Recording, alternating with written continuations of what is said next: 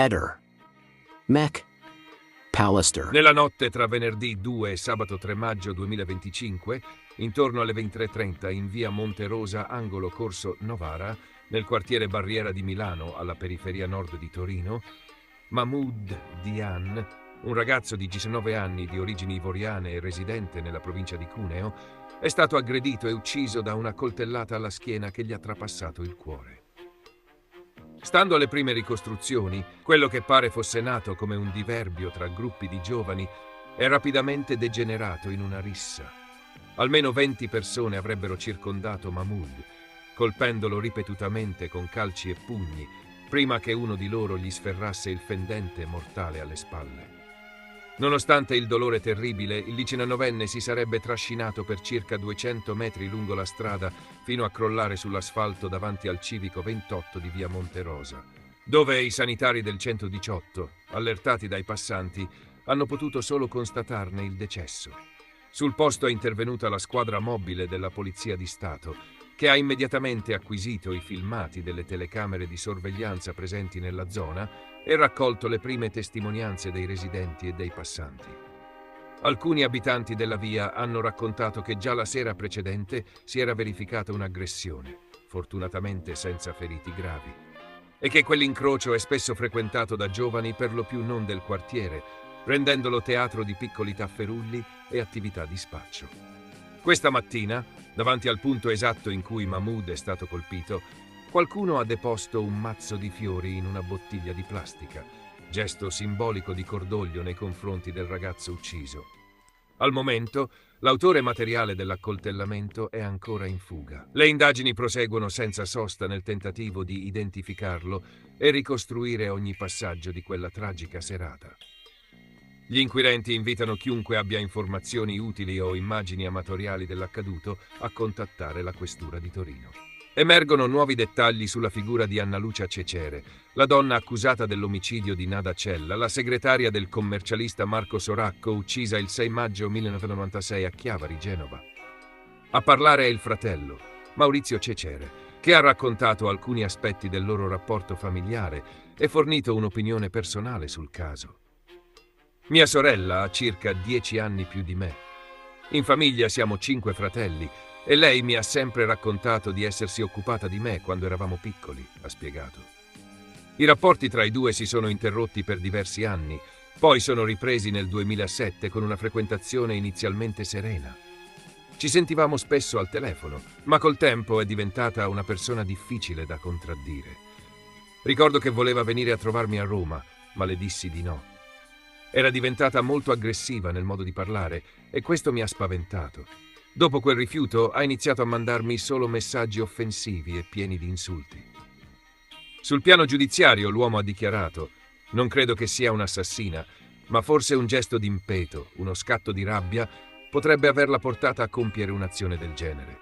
La mia sensazione, seguendo il caso da esterno, è che possa esserci un suo coinvolgimento nella morte di Nada Cella».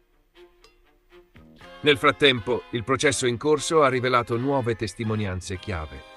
2 persone hanno dichiarato di aver visto Anna Lucia Cecere in compagnia di Marco Soracco prima del delitto, circostanza che contraddice quanto sostenuto dalla donna e dallo stesso commercialista, secondo cui non si conoscevano. Inoltre, un testimone dell'epoca avrebbe scambiato la figura in fuga dalla scena del crimine per la vittima stessa, dettaglio che secondo l'accusa conferma la forte somiglianza tra Cecere e Cella, rafforzando l'ipotesi investigativa. Dopo quasi 30 anni, il delitto di Nada Cella potrebbe finalmente trovare una risposta. Le nuove prove e le dichiarazioni di chi le era vicino contribuiscono a delineare meglio il profilo dell'imputata e i suoi eventuali moventi. Il processo è ancora in corso e nuovi sviluppi sono attesi nelle prossime settimane. Giallo Bastiano e giallo Claudio Sterpin. E se venissero a sequestrare tutti i maglioni di Claudio Sterpin? Vengono a perdere tempo, se vengono a cercare una maglia gialla da me, vengono a buttare via il loro tempo. Parliamo da idioti o da gente con un minimo di intelligenza? Ormai parliamo regolarmente da idioti. Tutto questo fattaccio essere predeterminato. Parlo proprio per me, io non sono un tecnico, non capisco niente, per me un coltello è uguale all'altro, non è che mi cambia, ecco. Non so come mai sono stati appunto sequestrati i coltelli e tutte le altre cose, ma io di sicuro reputo che hanno già controllato tutto quello che è stato dichiarato a suo tempo.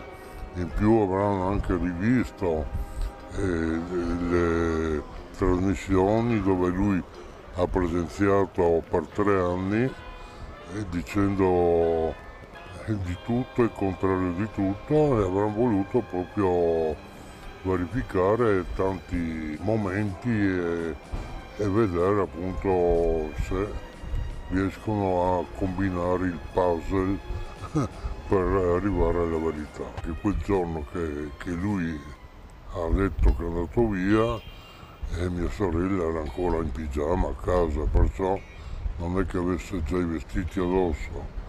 Allora chissà da dove potrà venire quel filo, ecco. Io non lo so. Penso che Sebastiano abbia un po' di timore, diciamo, perché è andato, era proprio con lei era stata a casa sua e lui ha detto che stava male e tutto. Forse appunto si sta rendendo conto di cosa ha combinato o cosa ha fatto combinare e auspico che abbia il coraggio di dire cosa sia successo.